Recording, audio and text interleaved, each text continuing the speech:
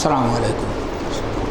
ان الحمد للہ نحمده ونستعینه ونستغفره ونعوذ باللہ من شرور انفسنا ومن سیئات اعمالنا من يهده الله فلا مضل له ومن يضلله فلا هادي له واشهد ان لا اله الا الله واشهد ان محمدا عبده ورسوله. يا ايها الذين آمنوا اتقوا الله حق تقاته ولا تموتن الا وانتم مسلمون.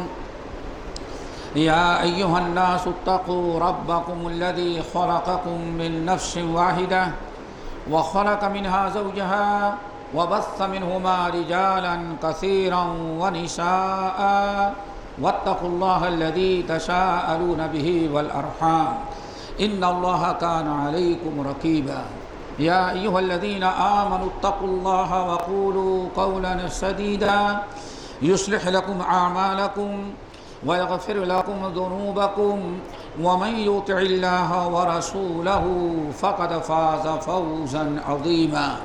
أما بعد فإن خير الحديث كتاب الله وخير الهدي هدي محمد صلى الله عليه وسلم وشر الأمور محدثاتها وكل محدثة بدعة وكل بدعة ضلالة وكل ضلالة في النار.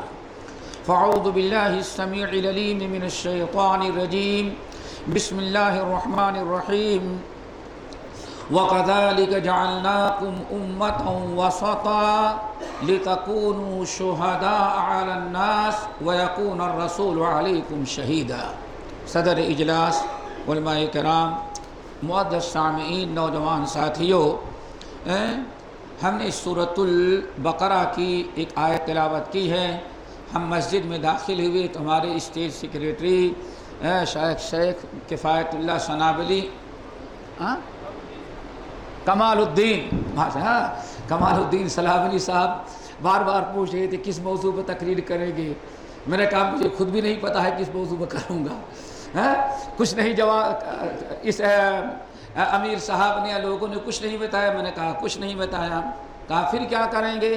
میں نے کہا پہلے آپ لوگوں کی تقریریں سنوں گا، پھر اس کے بعد کچھ آپ کی کچھ ان کی جوڑ کر کے پوری تقریر ہو جائے گی.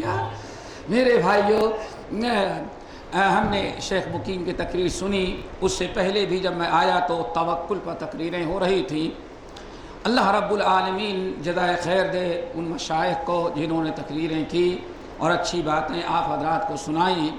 ہم نے اسی سلسلے میں سورۃ البقرہ کی آیت تلاوت کی جس میں ہماری اور آپ کی بہت بڑی ذمہ داری کا تذکرہ ہے.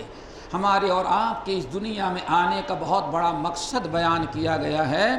وہ یہ ہے کہ ہم سابقہ امتوں کے مانند نہیں ہیں.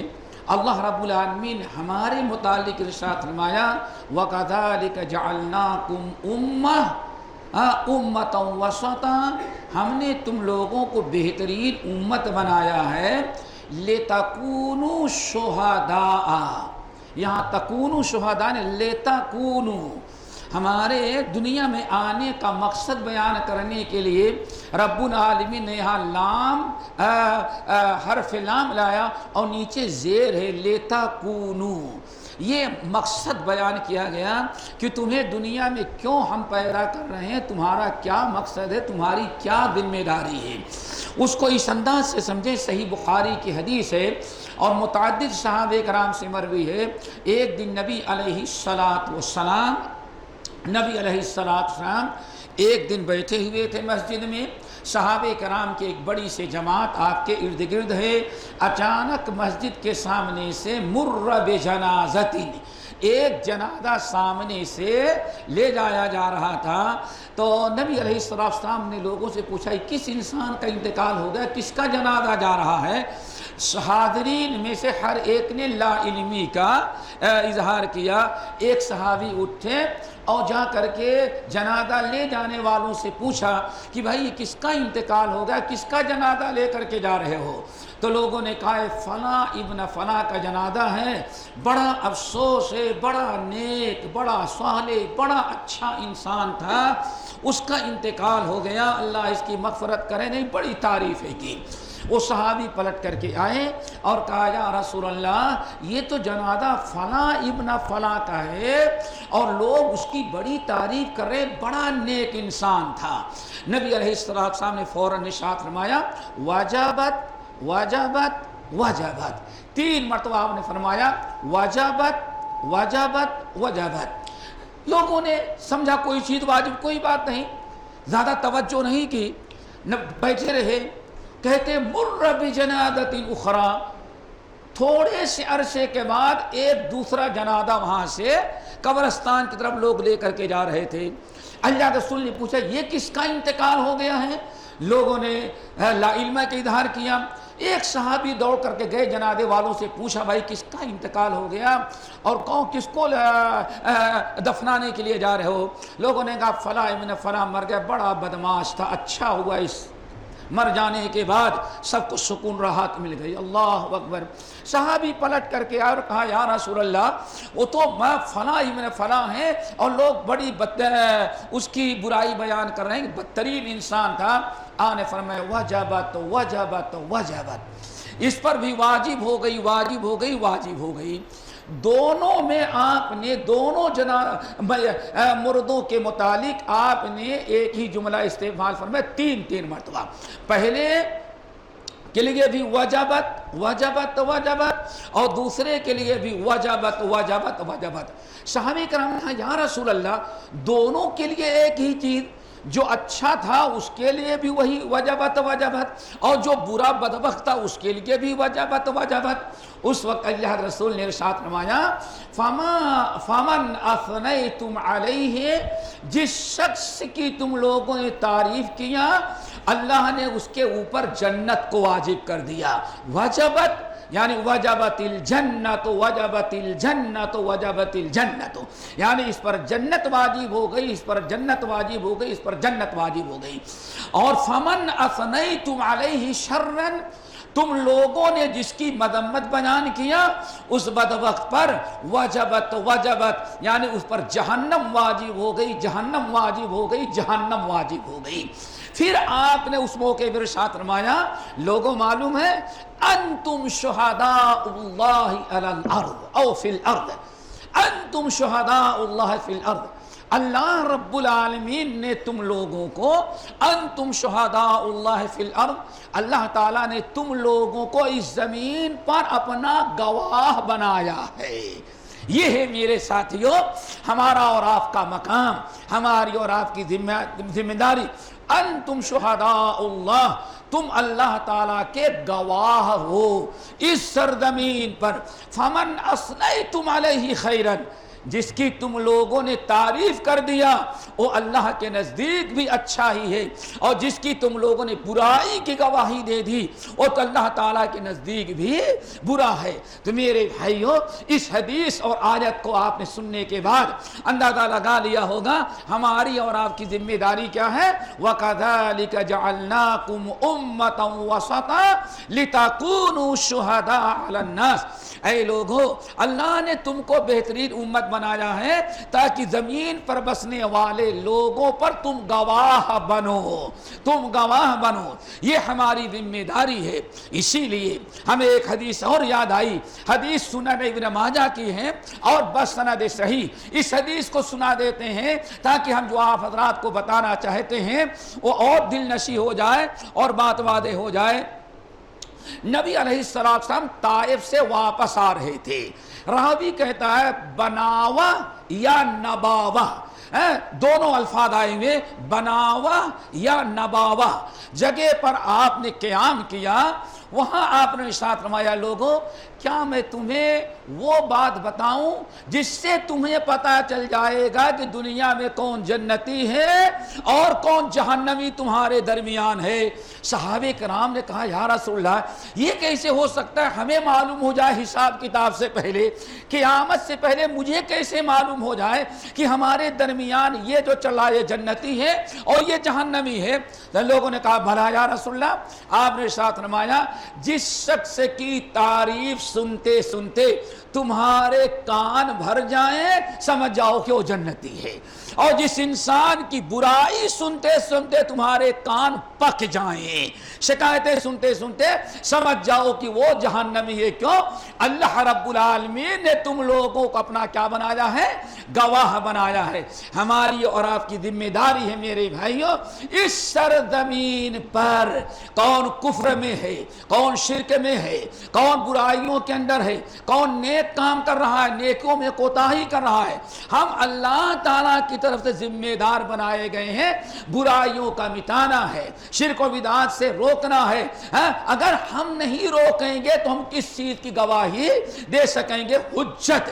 اسی لیے دوسرے قرآن پاک میں دوسرے مقام پر اللہ نے فرمایا لِأَلَّا يَكُونَ لِلَّاسِ عَلَى اللَّهِ حُجَّةٌ بَعْدَ الرُّسُلِ، رسولوں کو اور رسولوں کے بعد تمہیں اس لیے اللہ تعالیٰ نے دنیا میں بھیجا ہے کہ قیامت کے دن کوئی گنہگار یہ نہ کہہ سکے اللہ تعالیٰ ہمیں کوئی بتانے والا نہیں آیا تھا۔ لِأَلَّا يَكُونَ لِلنَّاسِ عَلَى اللَّهِ حُجَّةٌ بَعْدَ الرُّسُلِ، رسول اور انبیاء کے آ جانے کے بعد کسی انسان کے لیے کوئی حجت اور عذر باقی نہ رہ جائے، اسی لیے ہم نے تم کو دنیا کے اندر بھیجا ہے۔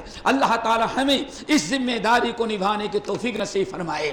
اور یہ ذمہ داری میرے بھائیوں دوسرے مقام پر ہے سورہ آل عمران کی آیت، کنتم خیر امہ اخرجت للناس تأمرون بالمعروف وتنہون عن المنکر، تم بہترین امت ہو، اخرجت للناس، صرف اپنے لیے تمہیں نہیں پیدا کیا گیا ہے، تم لوگوں کے لیے پیدا کیے گئے ہو تاکہ لوگوں کو تم برائی سے روکو اور لوگوں کو تم برائی نیکی کا حکم دو۔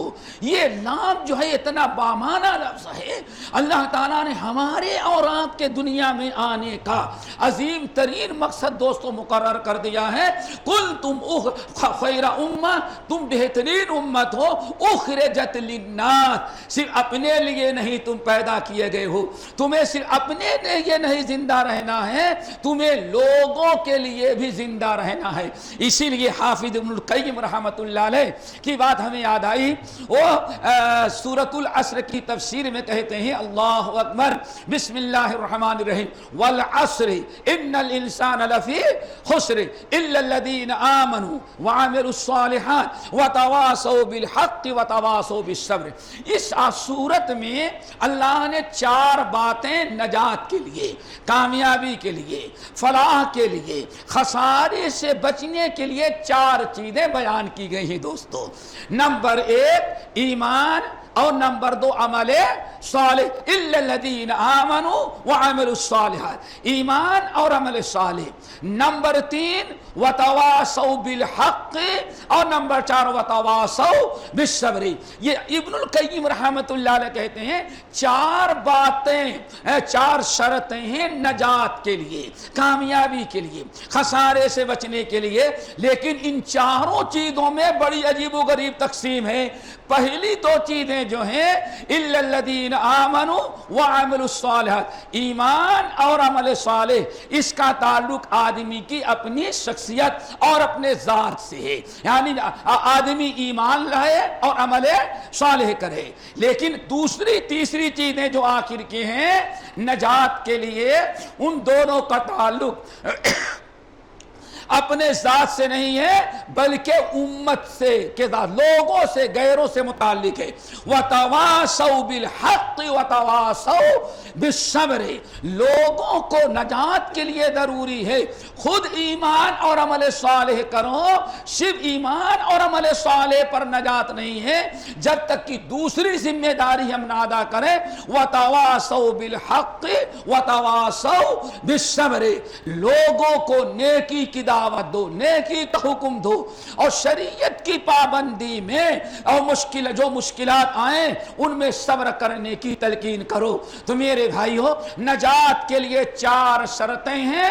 4 شرطوں میں سے 2 کا تعلق اپنی ذات سے ہے اور آخری 2 چیزوں کا تعلق اپنی ذات سے نہیں بلکہ دوسروں کی فکر کرنے سے ہے اور دوسروں کی اصلاح کرنے سے ہے. اللہ تعالی ہم تمام ساتھیوں کو اپنی ذمہ داری ادا کرنے کی توفیق نصیب فرمائے. یہ ذمہ داری میرے بھائیو اگر ہم مکمل کرنا چاہتے ہیں تو اس کے لیے چند شرطیں چند چیزیں بہت ضروری ہیں. جب تک ہم اور ہم دوسروں کو نہیں کہتے وہ تو کچھ بھی کرتے رہیں, سمجھئے نا. ہمارے اور آپ کے لیے جو ابھی میں نے کہا اللہ اس دنیا کے اندر آسمان کے نیچے اس سرزمین پر, ابھی میں نے پرسوں سیونی کے کانفرنس میں کہا کہ یاد رکھو اہل حدیثو, اس دنیا میں اس آسمان کے نیچے اور اس زمین کے اوپر ایک ہی امت ہے, ایک ہی گروہ ہے جو واقعی سچا اسلام امت کو پہنچانا چاہتا ہو, ورنہ ہر ایک کے ہاں ملاوٹ ہو چکی ہے. کسی قوم کے پاس کسی فرقے کے بعد خالص اسلام موجود نہیں ہے. سنتیں ہیں 10 سنتیں ہیں تو 90 بدعتیں ان کی دعوت میں شامل ہے. اگر ایک توحید ہے تو شرک کے 50 راستے بھی ملا کر کے آج دعوت دی جا رہی ہے. اگر خالص توحید اور خالص اتباع سنت اطیع اللہ و اطیع رسول کی دعوت اگر کوئی اس دنیا میں آسمان کے نیچے اور زمین پر دیتی ہے تو جمعیت اہل حدیث ہے. اہل حدیث کے علاوہ کوئی ایسا انسان نہیں ہے, گروہ ہے جو امت کو اس راستے پر اس دین کی طرف لے جانا چاہے جو دین اللہ نے اپنے نبی محمد صلی اللہ علیہ وسلم کو لے کر کے بھیجا تھا. اور آپ کے پاس پڑوس میں بہت سارے لوگ, ابھی ایک صاحب ہمارے پاس آئے کہتے ہیں 25 سال کے بعد, ہم تو نہیں جانتے تھے. میں نے کہا بھائی کیا ہوا؟ کہا 25 سال کے بعد ہم آئے ہیں آپ کے ہاں. میں نے کہا کیا ہوا؟ کہا بس بسترخوان اور دسترخوان, بسترخوان اور ساری زندگی ہماری 25 سال کہاں گزری؟ دسترخوان اور بسترخوان. کہا کہ 25 سال بسترخوان دسترخوان میں شامل رہنے کے باوجود پتہ یہ چلا کہ 25 سال میں توحید آئی ہی نہیں تھی. ابھی بھی ہم مردوں ہی کی پوجا کر رہے تھے. ہمارے شیخ مقیم بتا رہے تھے کہ لوگ دنیا میں بڑا عجیب و غریب معاملہ ہے, سوچتے ہیں نیت اچھی ہو, اس نیت کو عملی جامہ پہلانے کے لیے برا راستہ بھی اختیار کرنا پڑے تو کوئی حرج نہیں ہے. انہی جماعتوں میں سے دبئی کا ایک انسان اللہ کے راستے میں آیا اور ڈھاکہ بنگلہ دیش پہنچا تو وہاں قبر پرست زیادہ تھے, تو سب سے پہلے گیا قبر کا سجدہ کیا ہے. سب سے پہلے کیا کیا؟ قبر کا سجدہ کیا, ماتھے رگڑے, زبان سے مٹی چاٹی. لوگوں نے کہا یہ کیا؟ نہیں, ہم پہلے شرک کر لیں گے, وہ ہم کو اپنا سمجھیں گے, تب ان کو ہم توحید کی دعوت دیں گے. یہی معاملہ ہوتا تو اللہ تعالیٰ ودوا لو تدہنوا فیدہنون کی نوبت ہی نہ آتا. اے نبی آپ تھوڑے سے ڈھیلے ہو جائیں تو 100% ڈھیلے ہو جائیں.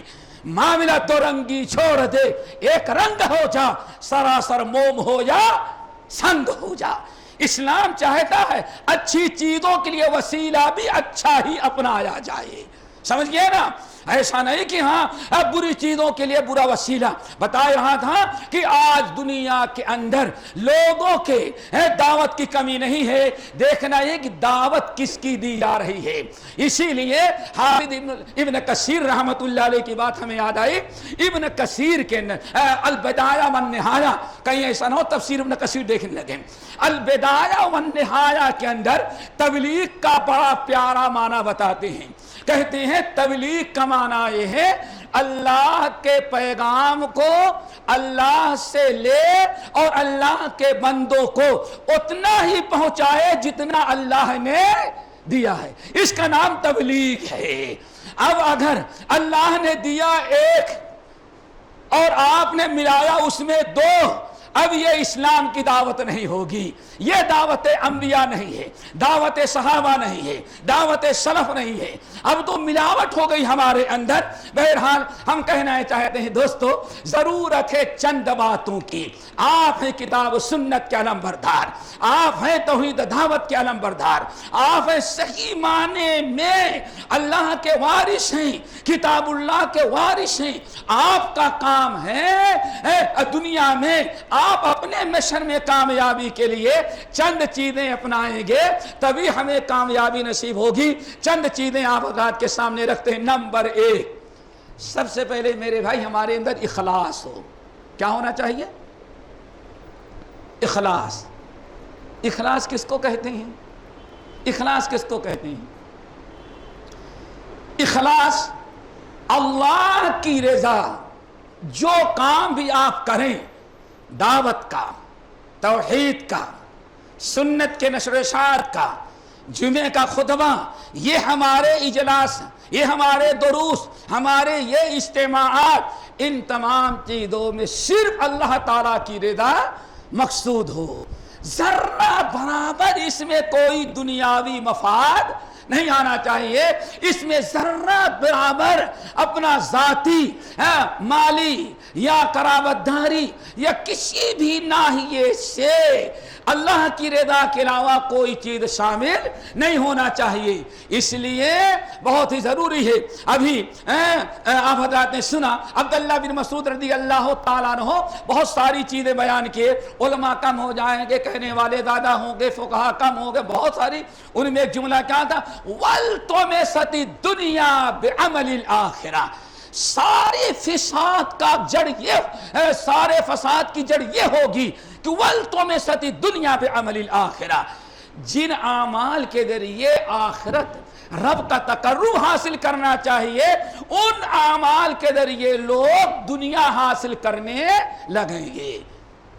اللہ تعالیٰ ریاکاری اور اخلاص کے خلاف جو چیزیں ہوتی ہیں ہمیں ان تمام چیزوں سے دور رکھے۔ دوستو اخلاص ہونا چاہیے۔ وما امروا الا ليعبدوا الله مخلصين له الدين، اور ساری طاقت میرے بھائیو اخلاص میں ہے، ساری طاقت۔ کبھی انشاءاللہ موقع رہا تو اخلاص پر ایک لمبی چوڑی تقریر ہوگی، لیکن ابھی ہم بتانا چاہتے ہیں ساری قرآنی آیات، نبی علیہ السلام کی احادیث کو اکٹھا کیا جائے تو میرے بھائیو بغیر اخلاص کے کوئی کامیابی نہیں، اور اخلاص میں اللہ نے ساری کامیابی رکھی ہے۔ مثال آپ لوگوں کو دیتے ہیں، صحیح بخاری اور مسلم کی حدیث آپ لوگوں نے سنا ہوگا، اخلاص کی برکت، کتنا زبردست عمل۔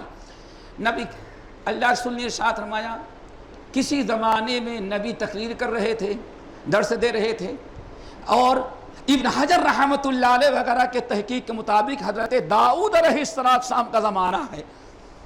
انہوں نے کہا کہ جو انسان چپکے صدقہ کرتا ہے، بالکل چپکے، اس کے صدقے کو اللہ بہت زبردست قبول کرتا ہے، بڑا اجر و ثواب دیتا ہے۔ حاضرین میں ایک شخص نے کہا، اگر پوشیدہ اور چپکے صدقہ کرنے کا اتنا بڑا ثواب ہے، لا اتصدقن اللیلۃ، آج رات کو ہم رات کی تاریکی میں ایسا صدقہ کریں گے کہ لینے والوں کو بھی نہ پتہ چلے کہ کس نے دیا ہے۔ دن میں دیں گے بند کمرے میں تو کم سے کم اس کو پتہ چل جائے گا کہ دینے والا یہ ہے۔ میں اس رات کی تاریکی میں صدقہ کروں گا، پتہ ہی نہ چلے لینے والے کس نے، صرف اللہ جانے گا۔ انتظار کر رہے تھے صدقہ لیے ہوئے، جب سارے شہر میں سناٹا چھا گیا، سارے لوگ سو گئے، سارے لوگ سو گئے، بیوی بچے بھی سوئے، صدقہ کرنے والا مال لیا اور چپکے بیچارہ نگلا کہ کوئی آدمی مل جائے اس کو ہم صدقہ دے دیں۔ نبی علیہ السلام فرماتے ہیں، ایک دن گیا تو کوئی چور نکلا ہوا تو چوری کرنے کے لیے، انہوں نے سوچا کوئی پریشان حال ہے، غریب آدمی کہیں نائٹ ڈیوٹی رہی ہوگی، آ رہا تھا، اس لیے اس لیبر کو دے دو۔ انہوں نے اٹھا کر کے اس لیبر کو دے دیا، اس چور کو۔ ماشاءاللہ چور واپس گیا، صبح سارے چور شہر کے اکٹھا ہوئے، کہا عجیب بیوقوفوں کا زمانہ آ گیا ہے۔ کیا ہوا؟ آج کوئی بیوقوف ہمیں اپنا صدقہ دے کے گیا، پورے شہر میں چرچا، یہاں تک کہ ظہر کا وقت ہوتے ہوتے بالکل شہر میں بات عام ہو گئی، ہر آدمی کے زبان پر ہے۔ آج رات کو کسی بیوقوف نے چور کو صدقہ کر دیا تو چور کو بھی لوگ اپنا صدقہ دینے لگے۔ اس نے سن لیا کہ چور، میرا صدقہ چور کے ہاتھ میں گیا، کہتے ہیں اللہم لک الحمد، اللہ بس تیرا ہی کمال ہے، میں تو چور کو نہیں دینا چاہتا لیکن تو نے چور کو صدقہ دلوا دیا ہے۔ اللہم لک الحمد، اللہ تیری حمد، تیرا شکر ہے۔ بہرحال یہ تیرا کرم تھا، لیکن سوچا کہ ہمارا صدقہ ضائع گیا۔ پھر سوچا آج رات کو ایک ایسے انسان کو صدقہ دیں گے، خود تحقیق کر لیں گے تاکہ پتہ نہ چلے کہ چور کو نہ دے دیں۔ گئے بیچارے، بہت کوشش کیا، ماشاءاللہ ایک کوئی زانیہ جسم فروش عورت باہر نکلی ہوئی تھی، سوچا کہ یہ عورت ذاتیں کہاں سے چٹن ہوگی، اس لیے اسی کے ہاتھ میں دیا اور واپس آ گئے، سو گئے۔ صبح جیسے ہوئی اس زانیہ عورت نے اپنے سہیلیوں سے کہا، رہی بڑا زمانہ عجب ہے، اب کی کسٹمر آیا تو ہم سے کچھ فائدہ بھی نہ اٹھایا، بس ایسے ہی پورا صدقہ ہم کو دے کے چلا گیا، بڑا بیوقوف تھا۔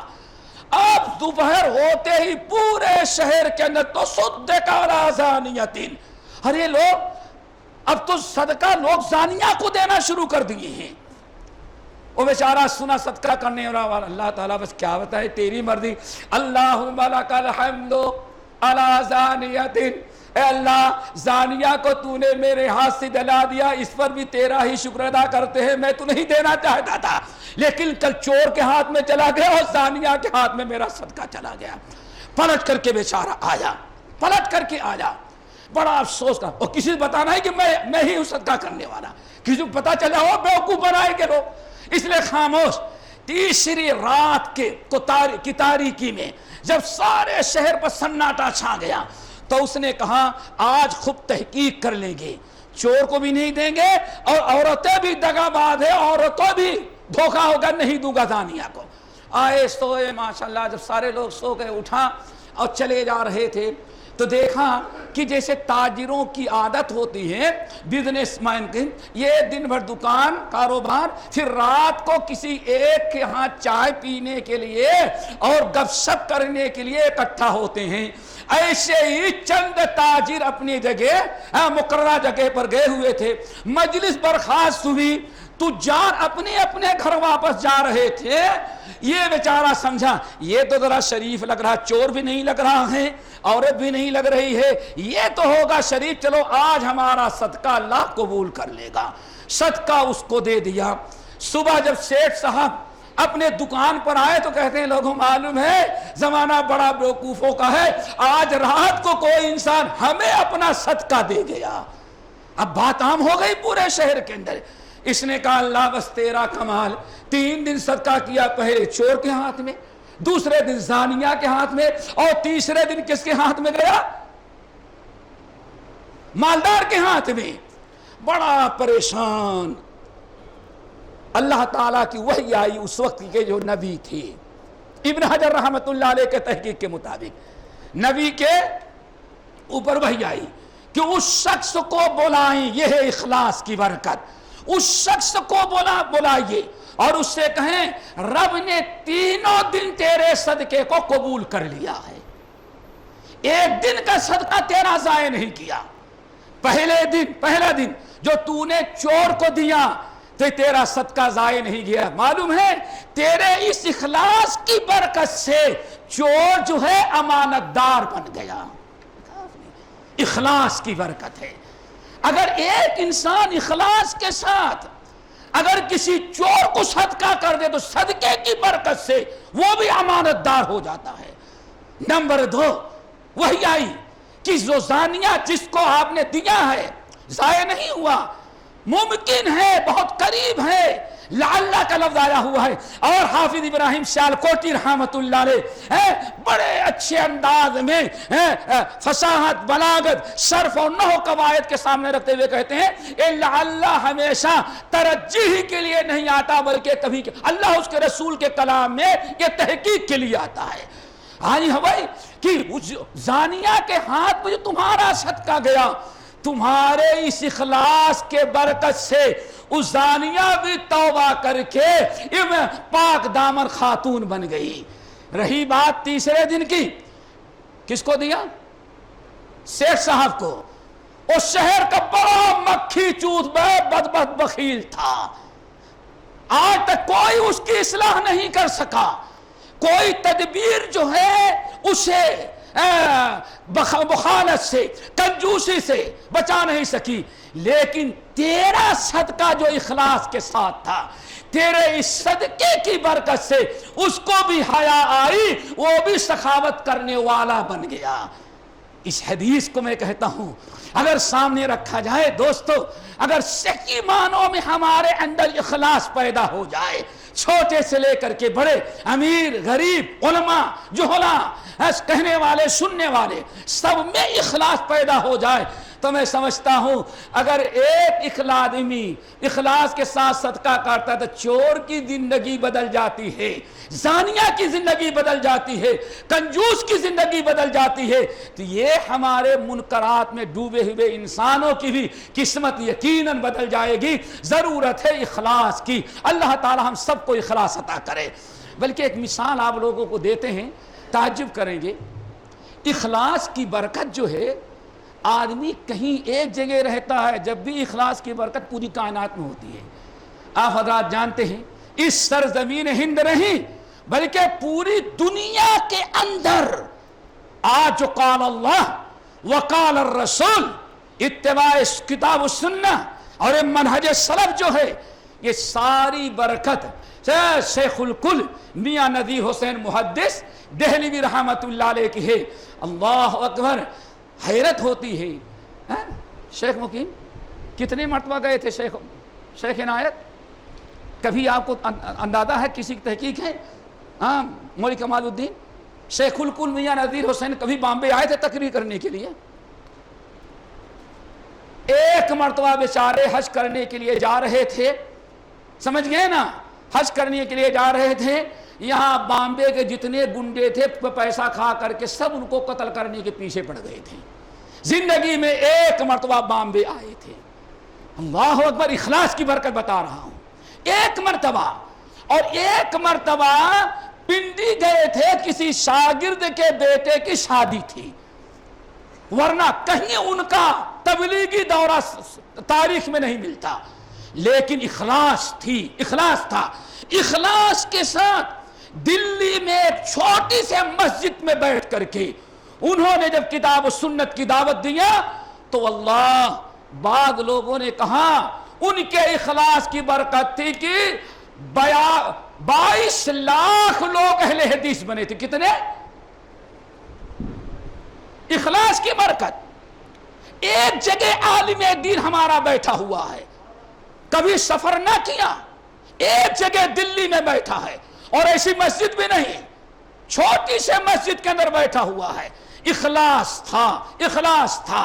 نواب صدیق حسن خان بھوپالی کی بیگم آئی باقاعدہ اپنے سیکریٹری کے ساتھ، اپنے محافظین کے ساتھ بھوپال سے چل کر کے دلی آئی، اور آنے کے بعد کہتی ہیں میاں صاحب، مولانا آپ یہاں نہیں، آپ ہمارے ہاں چلیں، ہم پورے ملک کا قاضی القضات آپ کو بنا دیتے ہیں۔ لیکن کتنا پیارا جواب دیا، اخلاص۔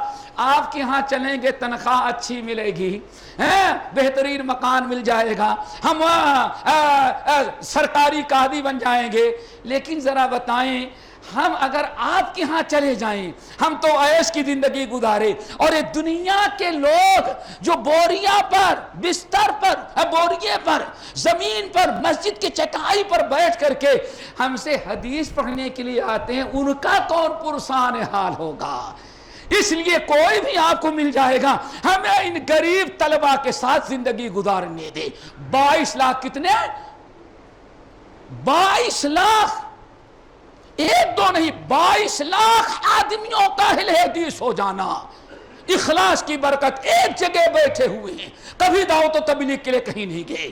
میرے بھائیوں ہمیں اپنے بڑوں کی طرح اخلاص پیدا کرنے کی ضرورت ہے تاکہ ہمیں بھی وہی کامیابی نصیب ہو۔ بلکہ بعض تذکرہ نگاروں نے تعجب کرے گی، بعض تذکرہ نگاروں نے تو لکھا کہ 22 لاکھ نہیں 80 لاکھ، کتنے؟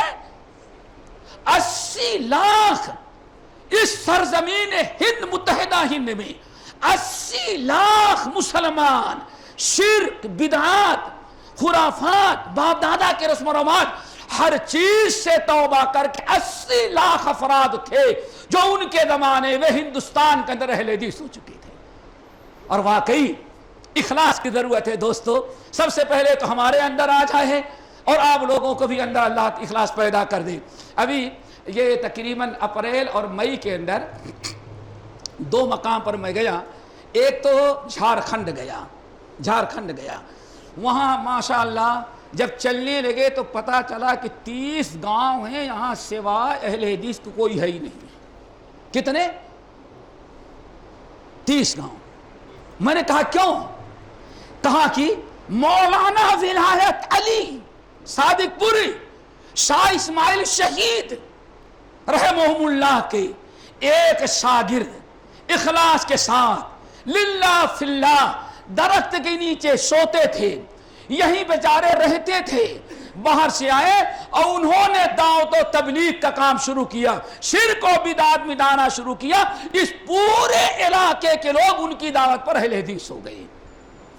نمبر 2، ابھی پچھلے سنیچر کی بات کر رہا ہوں، سیونی میں گیا جہاں تقریباً 9-10 گاؤں کے لوگ اکٹھا ہوئے، 10 گاؤں کے لوگ اکٹھا ہوئے، کہتے ہیں یہاں سے وہاں تک چلے جائے پورے 10 گاؤں کے اندر سوائے اہل حدیثوں کے کوئی مسلمان یہاں ہے ہی نہیں ہے۔ میں نے پوچھنا شروع، کہاں سے اہل حدیث ہوئے؟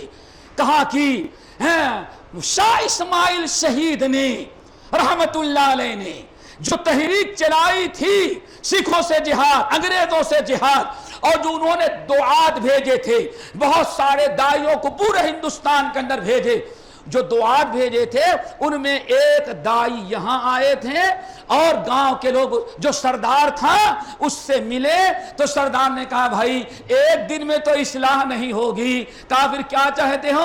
کہا میں چاہتا ہوں آپ یہیں رہیں۔ اللہ اکبر، زمیندار جاگیر نے، اللہ اس کی قبر کو نوروں سے بھرے، اس نے کہا ٹھیک ہے آپ یہاں رہیں، ہم آپ کا مکان بنوا دیتے ہیں اور یہیں شادی کرا دے۔ کہا یہیں رہے، تقریباً یہ دیکھیں جہاں سے آپ چل رہے ہیں یہ اگلے 10 گاؤں تک کوئی انسان سوائے اہل حدیثوں کے یہاں آباد نہیں ہے۔ بات جو دل سے نکلتی ہے اثر رکھتی ہے، پر نہیں طاقت پرواز مگر رکھتی ہے۔ دوستو اخلاص ہمارے اندر آ جائے، اور کیسا اخلاص تھا، آج اخلاص کی ضرورت ہے دوستو۔ ہمارے اندر اخلاص ختم ہوتا ہے تو وہیں لڑائیاں پیدا ہوتی ہیں، اخلاص ختم ہوتا ہے تو کرسی کا چکر ہوتا ہے، اخلاص ختم ہوتا ہے تو 2 انچ اینٹ کی دیوار ہم کھڑی کرتے ہیں، الگ مساجد، الگ مدارس، الگ جماعت۔ اللہ اکبر، یہ ساری چیزیں کب ہوتی ہیں؟ جب اخلاص میں کمی آ جائے۔ حافظ عبداللہ حضرات جانتے ہیں اس جماعت کو آج کہتے ہیں مرکزی جمعیت اہل حدیث ہند، بولتے ہیں نا ہم لوگ، اس کو کس نے قائم کیا ہے؟ حافظ عبداللہ غازی پوری، حافظ عبد الرحیم رحیم آبادی، مولانا ابو محمد اسحاق ابراہیم آروی، ان لوگوں نے۔ واللہ جب یہ 1906 کے اندر یہ جماعت بنی آل انڈیا اہل حدیث، جو بدلتے بدلتے مرکزی جمعیت اہل حدیث بنی، اللہ اکبر، جب انہوں نے پورے بر صغیر کے علماء کے بر صغیر میں تنظیم کے لیے نام نوٹ کریں، کہاں ہماری جماعت ہے، کہاں لوگ ہیں، جب پشاور گئے دورہ کرتے ہوئے تو رات کا پروگرام ہوا، سارے لوگ اکٹھا ہوئے، پروگرام کے خاتمے پر کسی نے کھانے کا انتظام کیا تھا کہ آج سارے علماء ہمارے ہاں کھانا کھائیں گے. الحمدللہ کھانے والا بیچارہ لوگوں کو ڈھونڈ رہا ہے. ایک عالم ملا, دوسرا عالم ملا, لیکن آل انڈیا اہل حدیث کانفرنس کا صدر حافظ عبداللہ غادی پوری رحمت اللہ علیہ غائب تھے. بڑی تلاش ہوئی کہ آخر گیا کہاں یہ بوڑھا مولوی, ہمارا صدر کہاں چلا گیا؟ سارے موجود ہیں لیکن یہ غائب ہے. اللہ اکبر. ڈھونڈتے ہوئے گئے تو پتا چلا جو پنڈال لگا ہوا تھا دھوپ سے بچنے کے لیے, حافظ عبداللہ غادی پوری رحمت اللہ علیہ وہاں ایک کنارے کونے میں بیٹھ کر کے مہینے بھر کی سوکھی ہوئی روٹی کو گلاس میں پانی اور نمک ڈال کر کے اس کو گیلی کر کے کھا رہی ہیں.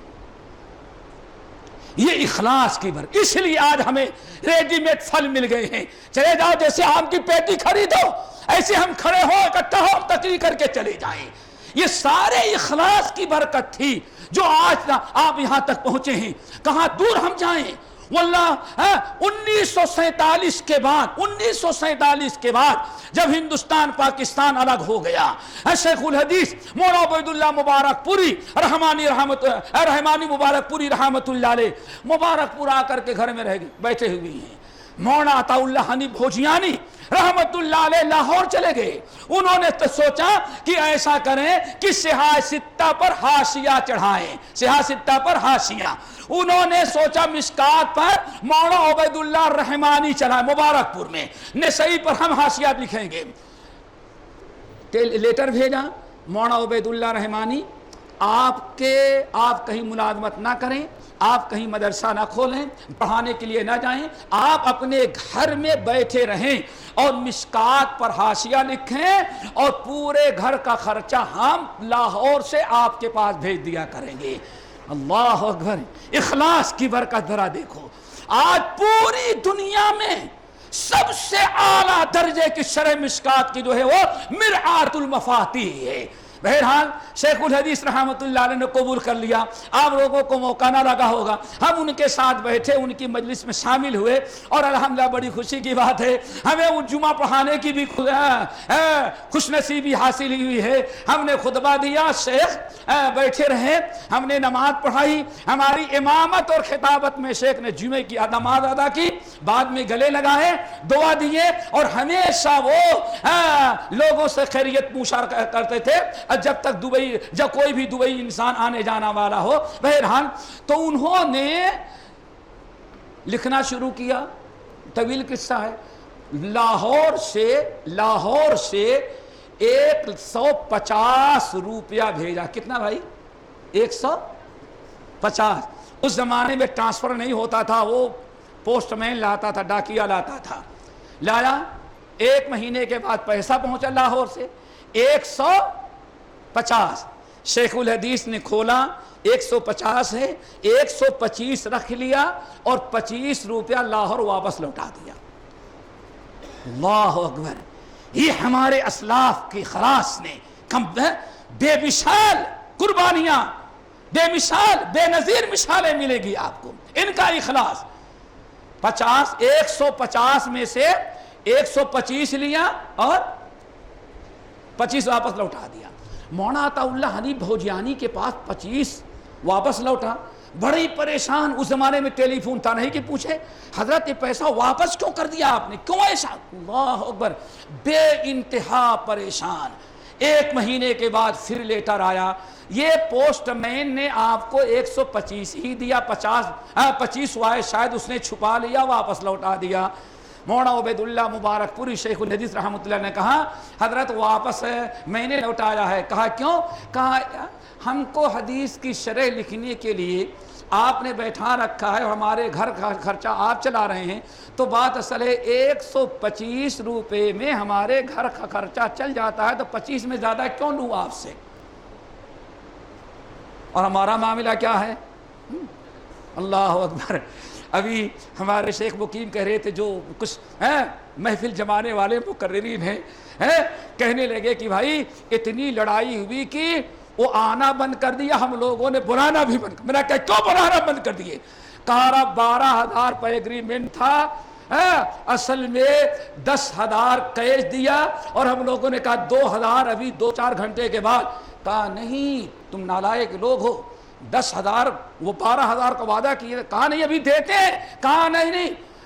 ٹکٹ کینسل کرا کر کے جو ٹرین پیسنجر جا رہی تھی گھس کر کے بھگایا لعنت دیتے ہوئے. اب دوبارہ تمہارے شہر میں تقریر کرنے کے لیے نہیں آئے گے. کیوں؟ 1 منٹ کا اتنا ہوتا ہے. اللہ اکبر. جب آج یہ حالت ہو گئی ہمارے یہاں تو رات بھر تقریریں ہوتی ہیں, کوئی انسان توبہ کرنے کے لیے تیار نہیں ہوتا. ورنہ وہاں معاملہ تھا میرے بھائیوں اخلاص کا. اللہ ہمارے اندر اخلاص پیدا کرے انشاءاللہ کسی اور موقع پر. نمبر 2, تقوی ہمارے اندر آ جائے. کیا آ جائے بھائی؟ تقوی.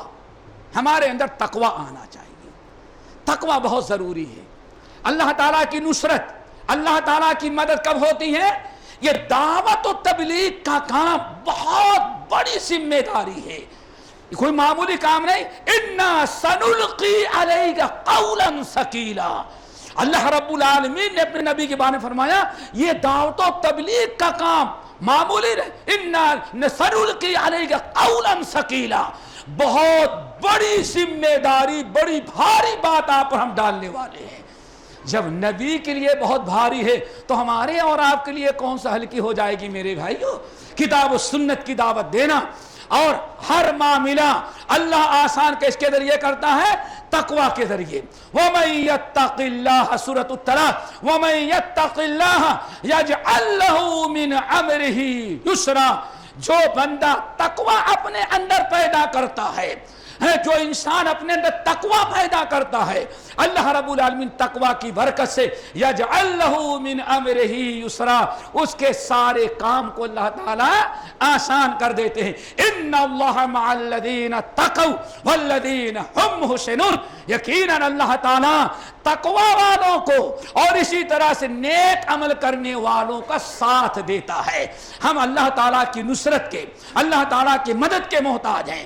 ہم اس محتاج ہیں کہ ہمیں اپنی ذمہ داری جو کتاب و سنت کی دعوت دنیا والوں کے سامنے پیش کرنا ہے, یہ معاملہ ہمارے لیے آسان ہو جائے. اور آسان ہونے کے لیے کیا ضروری ہے؟ ہمارے اندر تقوی آئے.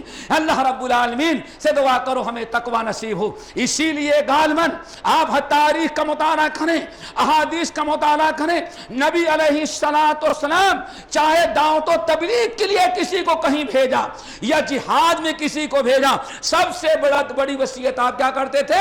علیک بتقوی اللہ, اپنے اندر تم تقوی پیدا کرنا. اتق اللہ حیث ما کنت, دنیا میں کہیں بھی رہو تم تقوی نصیب اختیار کرو. میرے بھائیو تقوی کے 3 مراتب اختصار کے ساتھ بتائیں. کتنے درجے ہیں؟ 3. اور کوشش کرو کہ ہمارے اندر تقوی کی 3 مراتب آ جائیں. نمبر 1, تقوی نہیں ہے کہ اپنے آپ کو شرک سے بچائیں, شرک سے, کفر سے, بدعات سے, ضلالت اور گمراہی سے بچائیں. یہ تقوی کا پہلا درجہ ہے اور سب سے چھوٹا درجہ نہیں ہے. یہی وہ تقوی کا درجہ ہے, سب سے ادنا, سب سے پہلا, سب سے چھوٹا. تقوی کا یہ مقام ہے جس کا تذکرہ رب العالمین نے سورۃ الفتح کے اندر کیا ہے. انا فتحنا لک فتحا مبینا کے اندر کیا ہے؟ وَأَلْزَمَهُمْ كَلِمَةَ التَّقْوَى وَكَانُوا أَحَقَّ بِهَا وَأَهْلَهَا. اللہ رب العالمین نے کلمہ طیبہ لا الہ الا اللہ کا ایک نام کلمۃ التقوی رکھا ہے.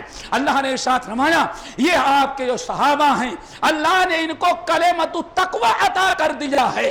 کیوں؟ وَكَانُوا أَحَقَّ بِهَا وَأَهْلَهَا, یہ تقوی کے مستحق تھے.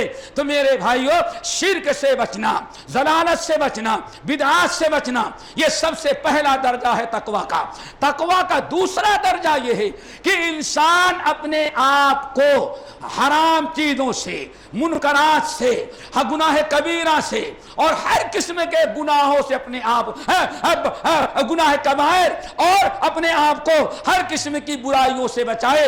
یہ تقوی کا مقام وہ ہے جس کو اللہ رب العالمین نے سورہ انعام کے اندر بیان کیا ہے. وَلَوْ أَنَّ أَهْلَ الْقُرَىٰ آمَنُوا وَاتَّقَوْا لَفَتَحْنَا عَلَيْهِمْ بَرَكَاتٍ مِّنَ السَّمَاءِ وَالْأَرْضِ. اللہ رب العالمین فرماتے ہیں اگر یہ شہر کے لوگ تقوی اختیار اختیار کرتے ایمان کے بعد تو اللہ ان کے اوپر آسمان سے اور زمین سے دولت کا، رزق کا، برکت کا دروازہ کھول دیتا۔ یہ تقوی کا دوسرا درجہ ہے۔ ہم یہ نہیں بتا سکتے یہ تقوی ہمارے اندر، ہمارے اہل حدیثوں میں الحمدللہ وہ تقوی تو پہلا ہے، کلمۃ التقوی پہلا درجہ تو بہت موجود ہے، لیکن اب یہ دوسرا درجہ پایا جاتا ہے کہ نہیں۔ حرام چیزوں کا کھانا، ناجائز حرام چیزیں، منکرات، محرمات، یہ برائیاں، گناہ اگر ہم کر رہے ہیں تو دوستو ہمارے اپنے مشن میں کامیابی بڑی دشوار ہو جائے گی اور بڑی دقتیں آ بھی رہی ہیں۔ اپنے آپ کو ہر قسم کے محرمات سے بچاؤ۔ وَلَوْ أَنَّ أَهْلَ الْقُرَىٰ آمَنُوا وَاتَّقَوْا، ناجائز، حرام، منکرات، محرمات، چاہے ان کا تعلق کھانے سے ہو، پینے سے ہو، دیکھنے سے ہو، سننے سے ہو، کسی بھی تعلق سے ہو، اپنے آپ کو بچاؤ۔ نمبر 3 تقوی کا آخری درجہ، سب سے اعلیٰ، سب سے عرفہ، سب سے بلند درجہ جو تقوی کا ہے وہ یہ ہے کہ آپ جس طرح سے اپنے آپ کو حرام چیزوں سے بچاتے ہیں، گناہ کبیرہ صغیرہ سے بچاتے ہیں، آپ اپنے آپ کو ہر اس چیز سے بچائیں جو شک اور شبہ والی ہوتی ہے۔ حرام سے بھی بچیں، حرام سے بھی بچیں، ناجائز سے بھی بچیں، اور ان تمام جائز چیزوں سے بھی آپ بچیں۔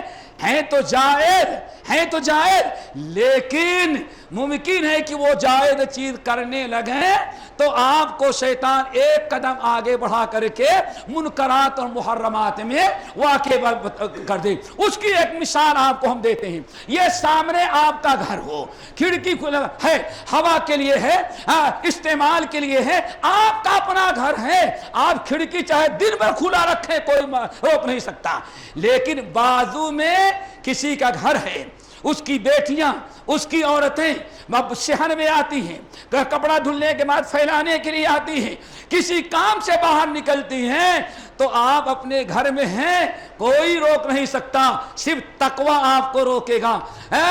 ایسے موقع پر شیطان آپ کو نگاہ اٹھائے اور یہ دیکھو وہ بیٹی ہے، وہ کسی عورت پر ہے تو جائز، کھڑکی ہے جائز، آپ کہاں کھائیں، لیکن اگر کھڑکی سے آپ ادھر رک کر لیں، کھول لیں، تو یہ آنکھیں جو ہے حرام چیزوں میں مبتلا ہو جا رہی ہیں۔ اسی لیے اللہ کے رسول نے ارشاد فرمایا حقیقی معنوں میں آدمی متقی اس وقت نہیں ہو سکتا یہاں تک کہ ان چیزوں کو بھی چھوڑ دے جس میں کوئی حرج نہیں ہے، لیکن ان چیزوں سے بچنے کے لیے جس کے اندر بہت ہی بڑا حرج ہے۔ یہی وہ تقوی ہے جس کا تذکرہ اللہ رب العالمین نے سورہ آل عمران کے اندر کیا ہے۔ یا ایھا الذین آمنوا اتقوا اللہ حق تقاتہ ولا تموتن الا وانتم مسلمون۔ اے ایمان والو، اتنا ڈرو جتنا ڈرنے کا حق ہے، اتنا تقوی اپنے اندر پیدا کرو جتنا تقوی کا حق ہے۔ اللہ کے رسول صلی اللہ علیہ وسلم تقوی کی دعا مانگا کرتے تھے، اللہم انی اسألک الہدی والتقی والعفاف والغنی۔ اللہ تعالی ہمارے اندر تینوں درجے تقوی کے پیدا کر دے، اور جہاں یہ چیزیں ہمارے اندر پیدا ہو گئی تو انشاءاللہ اللہ رب العالمین کا وعدہ ہے وَمَن يَتَّقِ اللَّهَ يَجْعَل لَّهُ مِنْ أَمْرِهِ يُسْرًا۔ جن کے اندر تقوی آ جاتا ہے، اللہ ان کے سارے ذمہ داریاں، ان کے سارے معاملات، ان کی ساری مشکلات کو آسان بنا دیتا ہے۔ ہم اور آپ محتاج ہیں کہ اللہ تعالی ہماری مدد کرے تاکہ شرک و بدعات کا مٹانا ہمارے لیے آسان ہو جائے۔ نمبر 3 میرے بھائیو، عملی نمونہ ہمارے اندر کیا ہونا چاہیے؟ ہم سنت کی دعوت کر دے رہے ہیں، پھر سنت بھی ہمارے اندر ہونی چاہیے۔ ایسا نہ ہو ماشاءاللہ سنت کی تو دعوت دیں اور خود بھی سنت پر عمل نہ کریں۔ دوستو سنت پر عمل کرو۔ اگر ہماری عملی زندگی آ جائے، صحیح معنوں میں ہم اہل حدیث بن جائیں، صرف گفتار کے نہیں کردار کے، ہماری شکل و صورت، ہمارے اعمال واقعی حدیث کے مطابق ہو جائیں، سنت کے مطابق، تو اللہ میں کہتا ہوں دنیا بدل جائے۔ آپ حضرات جانتے ہیں امام شافعی کہتے تھے جب میں کسی اہل الحدیث کو دیکھتا ہوں تو اتنا خوش ہوتا ہے دل، معلوم پڑتا ہے کہ آج میں نے کسی صحابی کو دیکھ لیا۔ اللہ اہل حدیث بھائیو ایسے بنو، اذا رأيت رجلا من اہل الحدیث فکأنما رأيت رجلا من اصحاب النبی۔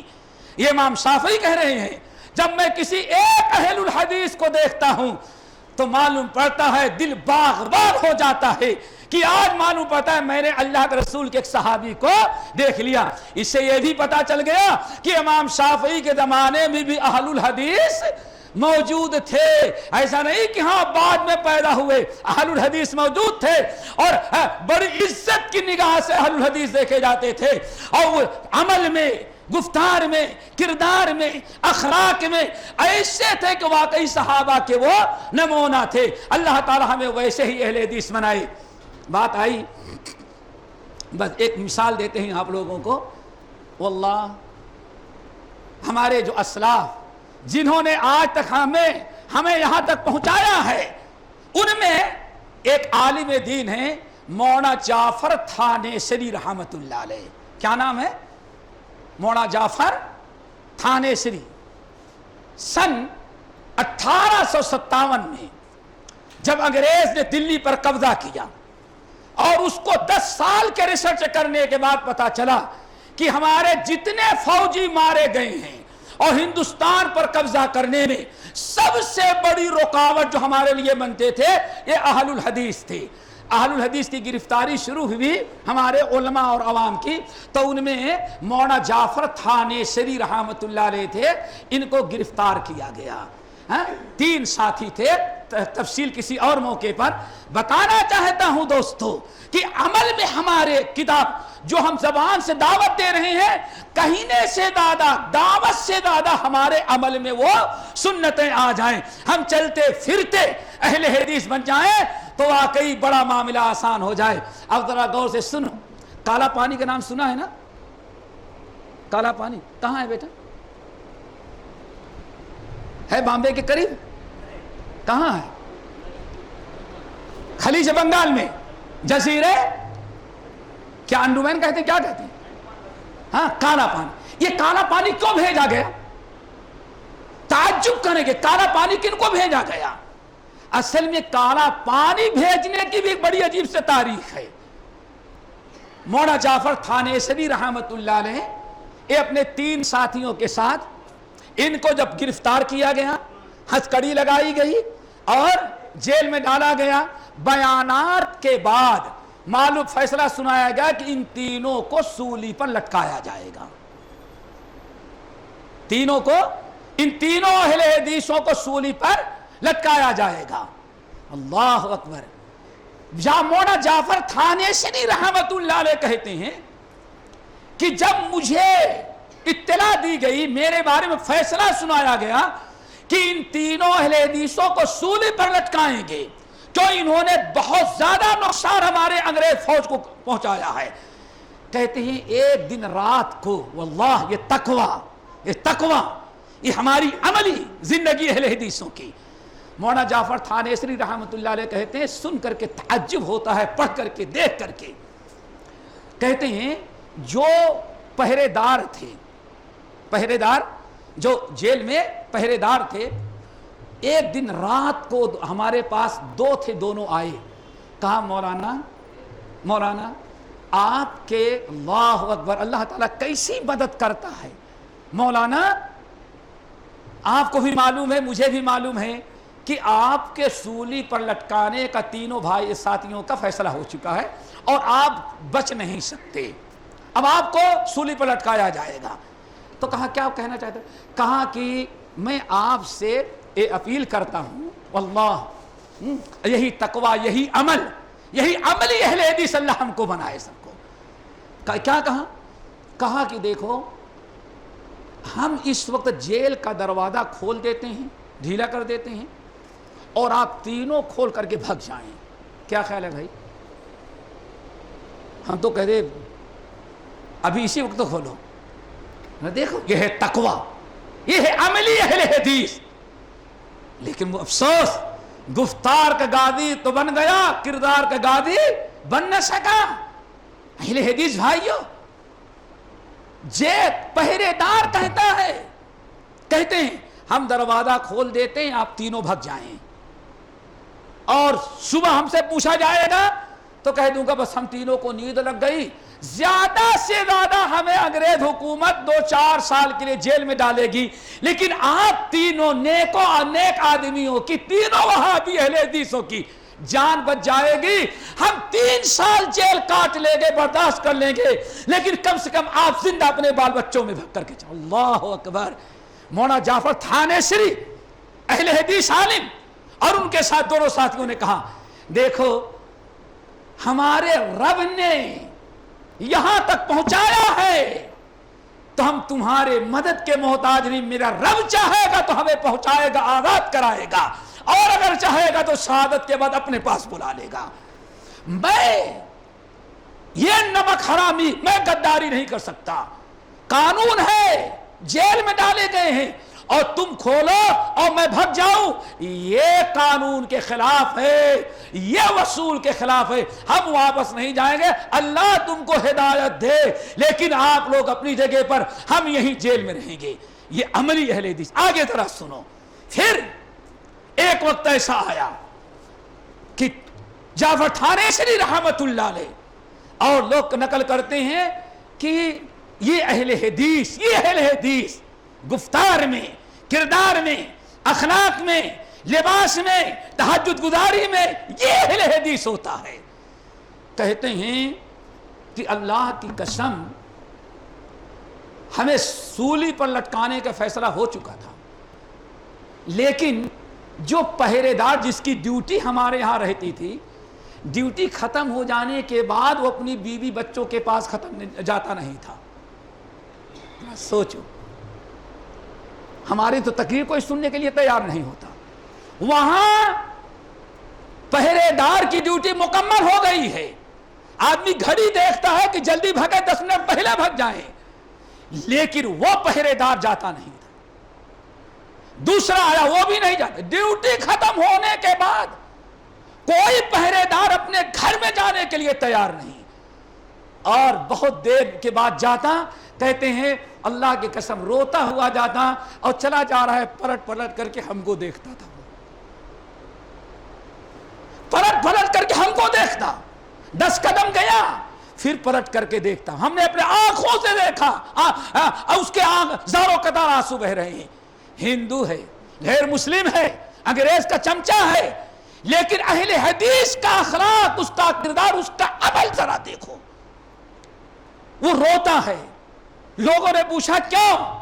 کہا کہ آپ جیل میں رہتے ہیں، ہم باہر بیٹھے، آپ کی عبادت، آپ کا دین، آپ کی نمازیں دیکھ کر کے دل چاہتا ہے سب کو چھوڑو، تمہیں کو دیکھتے رہ جاؤ۔ بیوی بچوں میں جانے پر وہ سکون نہیں جو تمہارے دیکھنے کو سے ہم کو سکون حاصل ہوتا ہے۔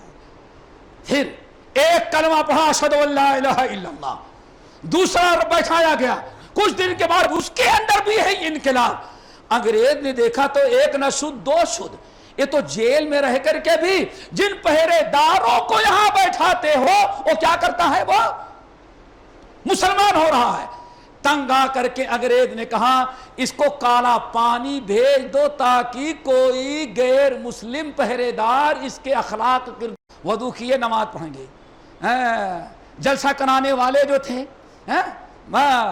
حافظ مولا، انہوں نے کہا حاجی صاحب کیا ہوا؟ کہا بھائی ظہر کا اول وقت ہو گیا، میں تو نماز پڑھوں گا۔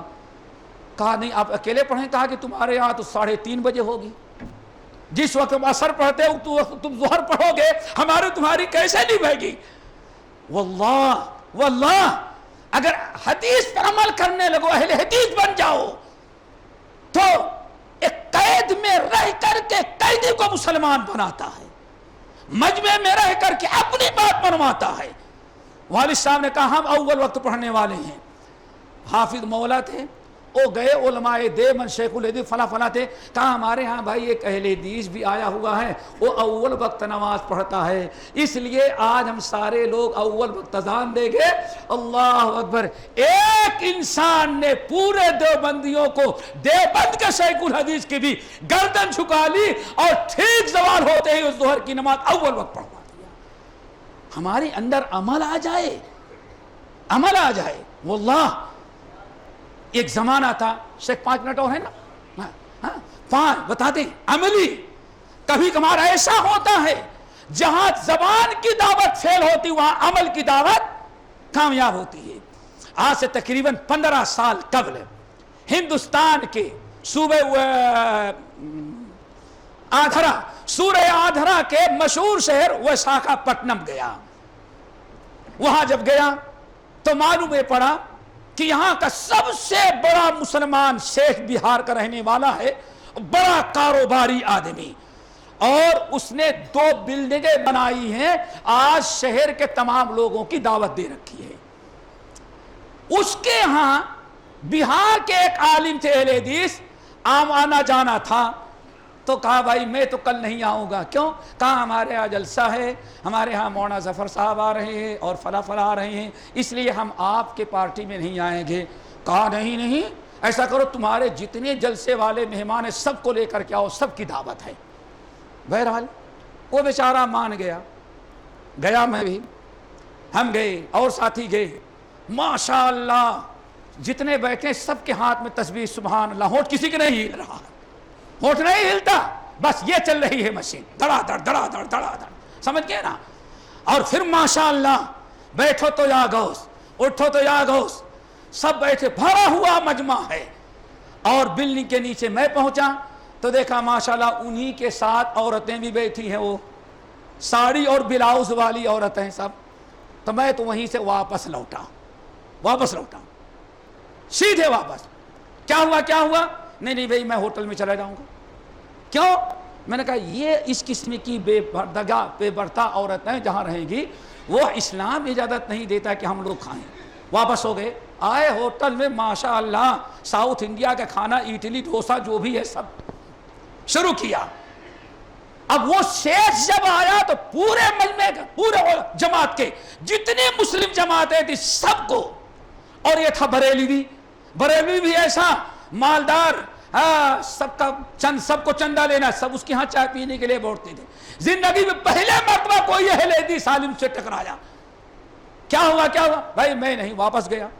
اب تھوڑی دیر کے بعد سیٹھ آئے تو یہ فلاں جماعت کے امیر، یہ فلاں جماعت کے امیر، یہ فلاں مسجد کے امام، فلاں مفتی صاحب. کہا اچھا وہابی جو آنے والا تھا وہ غیر مقلد کہاں گیا؟ کہا وہ تو یہ منظر دیکھ کر کے واپس ہی ہو گیا وہاں. کہا کیوں؟ کہا یہ غلط ہے، ہم اس مجلس میں نہیں آتے. واللہ واپس ہوا، واپس چلا گیا وہ. اب وہ کہتا ہے کیوں ایسا بھی؟ وہ اکیلے کہتا ہے کہ نہ جائے. اب ان مولویوں سے پوچھنا شروع کیا. سب سے بڑے سفید پگڑی والے سے پوچھا یہ بھائی آپ کو اعتراض ہے؟ نہیں کوئی اعتراض نہیں. اچھا وہ وہابی مولوی چلا گیا، کیوں گیا؟ کہا یہ مجلس. کہاں ہے تو لیکن کیا کریں گے؟ جیسے ہمارے ڈاکٹر صاحب بتا رہے تھے بھائی اب لوگوں کو قریب لانے کے لیے ذرا بدلنا پڑے گا تھوڑا سا.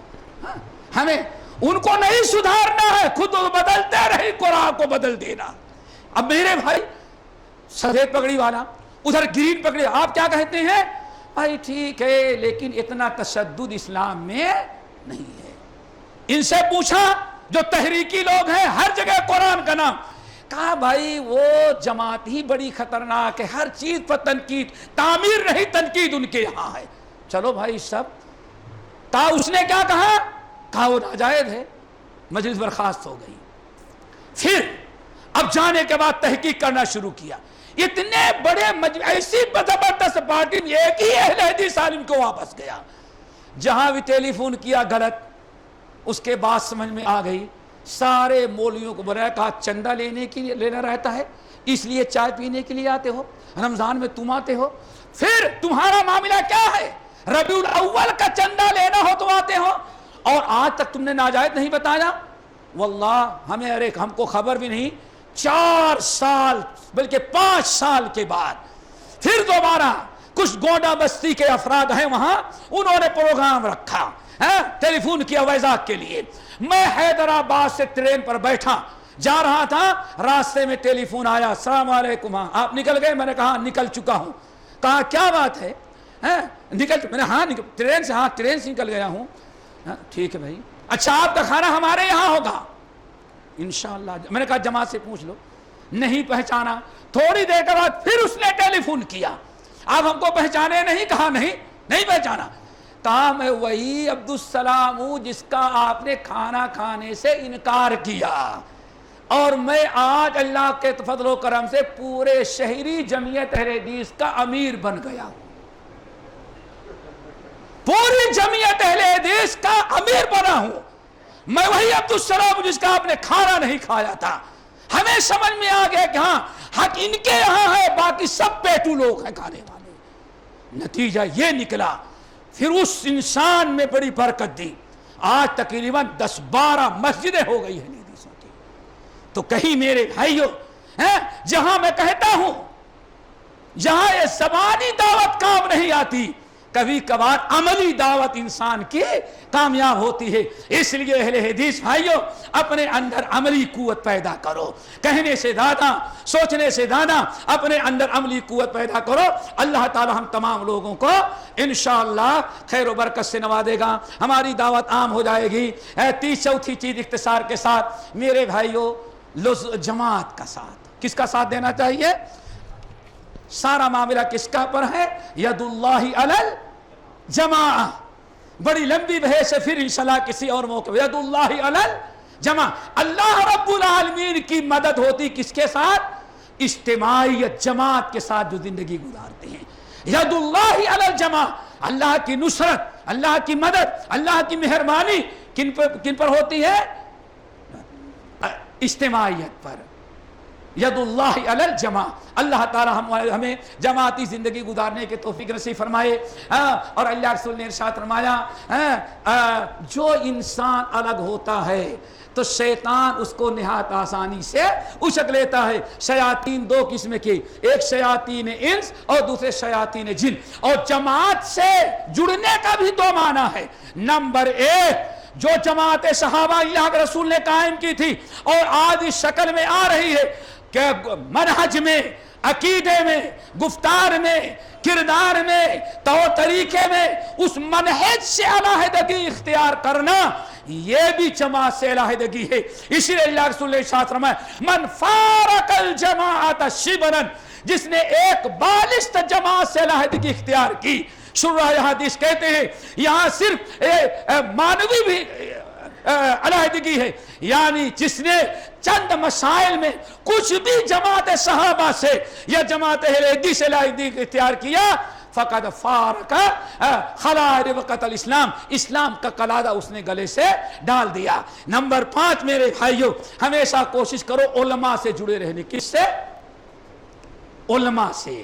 جماعت سے جڑے, فتنے سے بچنا ہے, اور علماء سے. الحمدللہ ہماری جماعت میں علماء کی بڑی بھرمار ہے, اچھے اچھے علماء ہیں.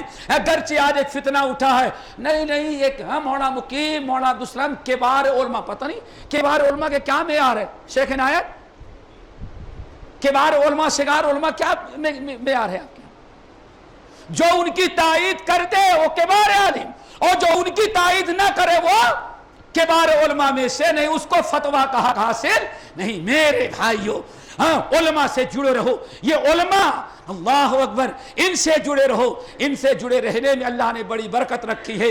یہی آپ کو ہر فتنے سے, ہر برائی سے روکیں گے, اور ان سے کنارہ کشی میں اور ان سے دور ہٹنے میں سوائے نقصانات اور خسارے کے کچھ بھی نہیں. ابھی رات کا واقعہ ہے. علماء سے دور ہٹنے کے نتیجہ, رات کے ایک فتنہ چل رہا ہے نا, علماء ایک طرف, ہمارا یہ جوشیلا نوجوان ایک طرف. نہیں بھائی ٹھیک ہے, اس کے اندر بھی تو مصلحت ہے. مصلحت کیسی ہے بتاتے ہیں بھی. یہ علماء نے ایک فتویٰ دے دیا, فاسألوا اہل الذکر ان کنتم لا. کتاب و سنت کے روشنی میں اگر علماء نے ایک فتویٰ دے دیا, وہی ہمارے لیے واجب الاتباع ہوتا ہے. اب کنارہ کشی اختیار کرنے میں میرے بھائی نقصان کے علاوہ کچھ نہیں. ابھی رات کی بات ہے, 2 حادثے ہمارے ساتھ کل پیش آئے دبئی میں, بتاتا ہوں. کل نماز عشاء کے بعد ایک صاحب اپنی بچی لے کر کے آئے. ہاں, اس کو بڑی تکلیف ہو گئی ہے. تو میں نے کہا کہ فلاں راکی ہے, لے کے جاؤ نا اس کے پاس. میں نے کہا فلاں راکی, ارے کون؟ میں نے کہا وہ. کہا کہ لا حول ولا قوت الا باللہ, میں نہیں جاؤں گا. کیوں؟ کہا کہ میں لے کے گیا تھا. بڑے حقائق کھل کر کے آ رہی ہیں, بڑے حقائق کھل کر کے آ رہے ہیں. میں نے کہا کیا ہوا؟ کہا ارے میں لے کے گیا تو بیٹی لے کے تو وہاں دیکھا کہ ایک آدمی آیا, ایک گرا کر کے یہ دبایا ہوا ہے, کیا جن یہاں بیٹھا ہوا ہے اور وہ چلا رہا ہے, پریشان حال ہے, کہا اس کی جان نکل رہی ہے. اور دوسرا آیا ظالم یہاں پیر رکھ کر کے دبا رہا ہے. نہیں بس چلا گیا چلا گیا چلا گیا. کہا میں نے یہ حالت دیکھی تو پریشان ہو گیا, اللہ یہ میری بیٹی کا جن اس طرح سے بھگائے گا وہ. کہا جب نکل کے گیا کیا ہوا؟ کہا وہ جن بھگانے کے بجائے میری جان نکال رہا تھا. کس کی جان نکال رہا تھا؟ میری جان. اللہ اکبر. سارے حقائق کھلے ہوئے ہیں میرے بھائیوں. علماء کا ساتھ دو, علماء کے فیصلے کو قبول کرو. علماء جو کہتے ہیں کتاب و سنت کی روشنی میں, ان کی بات ہمارے لیے واجب الاتباع. اور آپ کے پاس علم نہیں ہے تو آپ پر یہی اللہ نے فرض کرا دیا, کیا؟ فاسألوا اہل الذکر ان کنتم لا تعلمون. نمبر 2, ماشاءاللہ عجیب سے کیفیت, وہم کا شکار, اس کا شکار اس کا شکار. ماشاءاللہ ایک صاحب آئے, ہوا کیا کہتے ہیں وہ گیدرنگ کہتے ہیں, مرد عورت سب ایک ساتھ رہتے ہیں شادیوں میں, اختلاط سب ملے ہیں. ایک نوجوان عمر کا دیکھا کہ میری بیوی کھڑی ہے اور کوئی ایک دوسرا نوجوان پیچھے سے آیا, اس کے بغل میں ہاتھ ڈال کر کے اس کو دبوچ رہا ہے. شوہر کہتا ہے میں نے دیکھا میری بیوی کے ساتھ حرکت کرتی ہوئی پارٹی میں, جان جلی. میں نے اس وقت کچھ نہ کہا, بیوی کو بلایا, لے جا کر 2 تھپڑ دھکے دیا. کم وقت یہ ایسا کرتی ہیں. بہرحال بیٹی روتی ہوئی آئی اور اپنے باپ سے بتائی, میرا یہ اتنی سختی, صرف 20 سال کا بچہ ہماری بیٹی کے ہاتھ پکڑ لیا, دبوچ لیا, تو یہ اتنے چھوٹے بچے کو بھی اجازت نہیں دیتا شوہر.